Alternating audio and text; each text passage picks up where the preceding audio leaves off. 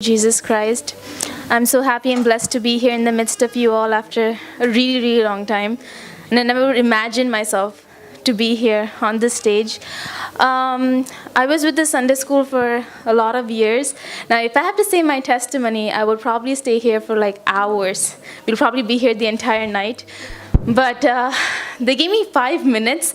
I'm going to try my best and tell a few things in this small, short time that I have. So I left from here in 2010.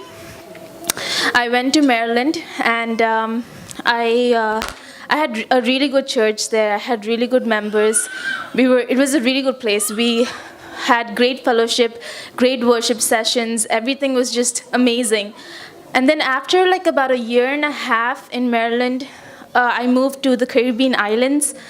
If those of you who don't know what the Caribbean islands are, it's the West Indies. So little did we know how the West Indies was. We reached there, it was like worse than India.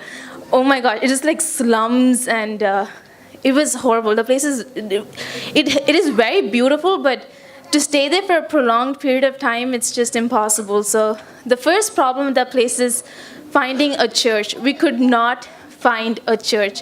We went from different churches. Even though that place is predominantly Pentecostal, we couldn't find a good Pentecostal church. The ways of worship was different. The way the messages were just, it was not from the word. It was so difficult.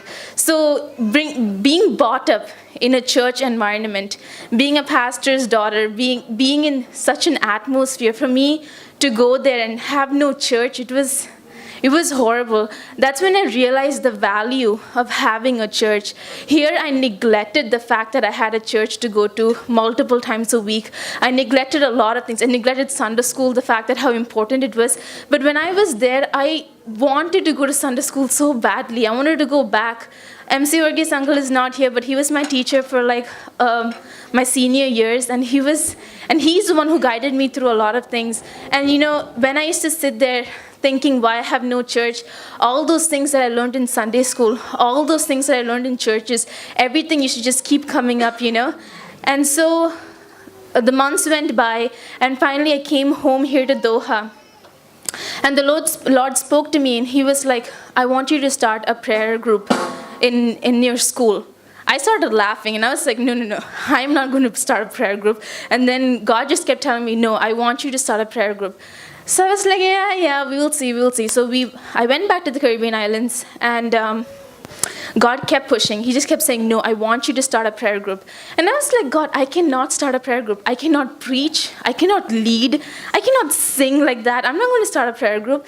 And finally, I had a friend who used to preach around. He's done crusades and stuff. So I thought maybe God wanted me to tell him. So I went to him, and I was like, God, I think God is telling me to tell you to start a church. And he was like, oh, okay, fine. And then finally we both started ICPF on the Caribbean islands, the first ever. And he decided to leave the islands. He left for full-time ministry. And I was stuck there. I had a prayer group. The flyers were out. Everyone was waiting for the next meeting, and I had no idea what to do. I started crying, and I was like, God, I cannot do this. But God was like, no, go. And the verses like, I can do all things through Christ who strengthened me, just kept coming in my head. Finally, I had the first prayer meeting, and there was this friend of mine who was a local, and he's done a lot of worship sessions, so he led the thing and stuff. So he used to lead, I used to pray once in a while, and finally he came to me one day, and he was like, I think God is telling me to tell you to lead the worship. And I was like, no, I'm not going to do it. And then he kept pushing. I was like, fine, it might not be hard. And then I decided to lead one prayer meeting. I prayed in the beginning, and then I didn't know what to do. I just got stuck. And everyone's staring at me. It just went for 15 seconds. We were just looking at each other because I had no clue what to do next. And finally, thank God, that friend of mine just went on with the meeting. And I swore, I was like, God, I'm never leading a meeting after that. But then God kept telling me in my heart, no, this is what I called you out for, and this is your ministry. You need to do it. I sat for fasting, and I prayed, and I was fasting for about a week, and finally God was like, you know what, I think it's time you led the prayer meeting. And I led the first prayer meeting, and it was amazing. God moved amazingly. And after that, I led every prayer meeting after that for an entire semester.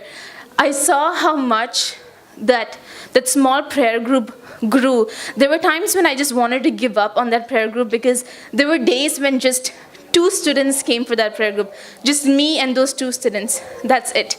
So I'm like, God, this is not going the way I wanted it to. You know, usually you see like churches are so huge. When it goes for a few months, people keep adding. Here, I didn't see people add up.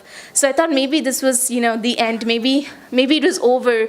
But God just kept pushing. He was like, no, this is what I want. This is what's in store for you. Where 2 or 3 have gathered in your name, I'll be in the midst of it.